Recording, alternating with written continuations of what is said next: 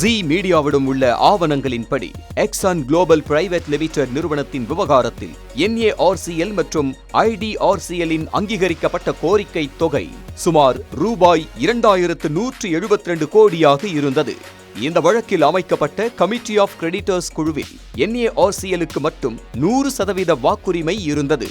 அதாவது நிதி கடன்தாரர்கள் சார்பாக முடிவெடுக்கும் முழு அதிகாரமும் NARCL வசமே இருந்தது.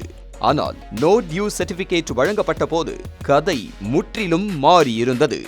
இந்த முழு விவகாரமும் 550 கோடி ரூபாய் அசல் தொகை மற்றும் 29 கோடியே 24 லட்சம் ரூபாய் தாமத வட்டி என மொத்தம் சுமார் 579 கோடியே 24 லட்சம் ரூபாய் செட்டில்மெண்ட் செய்யப்பட்டிருந்தது. ஆவணங்கள் தெளிவாக காட்டுவது என்னவென்றால் எக்ஸன் குளோபல் நிறுவனத்தின் மீது வங்கிகளுக்கு மிகப்பெரிய அளவில் கடன் நிலுவையில் இருந்தது. பின்னர் அந்த கடன்கள் NARCL, IDRCL-க்கு மாற்றப்பட்டன. அதன் பிறகு NARCL மட்டுமே பாதுகாக்கப்பட்ட நிதி கடன்தாரராக மாறியது. இந்த செட்டில்மெண்ட் சட்டவிரோதமானது என்று ஜி மீடியா கூறவில்லை.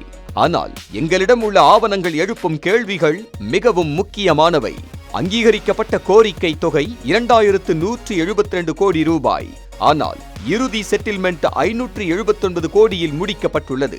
அதாவது சுமார் 1593 கோடி வித்தியாசம் உள்ளது. இந்த 1593 கோடி இழப்பு அல்லது தள்ளுபடிக்கான பிரைஸ் டிஸ்கவரி தொடர்பான பொதுப்பதிவு எங்கே உள்ளது என்பதுதான் தற்போதைய கேள்வி. இதே போன்ற ஒரு விவகாரம் டெல்லி ஹயாத் ரீஜென்சி ஹோட்டல் தொடர்பாகவும் எழுந்தது. ஒரு காலத்தில் இந்த பிரபல ஹோட்டலுக்கு 6 வங்கிகளில் கடன் இருந்தது.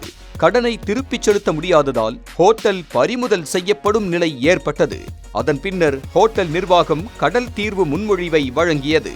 ஆனால் அந்த செட்டில்மெண்டிலும் கேள்விகள் எழுந்ததால் விவகாரம் உச்சநீதிமன்றம் வரை சென்றது.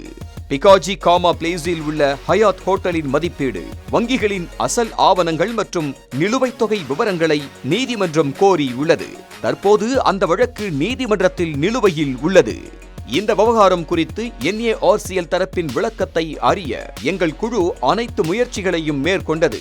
கடந்த ஜூன் 1ஆம் தேதி ஜி மீடியா சார்பில் அதிகாரப்பூர்வ மின்னஞ்சல் மூலம் அனைத்து கேள்விகளும் அனுப்பப்பட்டன. ஜூன் 9 வரை அவர்களின் பதிலுக்காக காத்திருந்தோம். பதில் வராததால் ஜூன் 10ஆம் தேதி ஜி மீடியா செய்தியாளர் நேரடியாக மும்பையில் உள்ள NARCL அலுவலகத்திற்கு சென்றார். ஆனால் அங்கும் பதிலளிக்க யாரும் முன்வரவில்லை.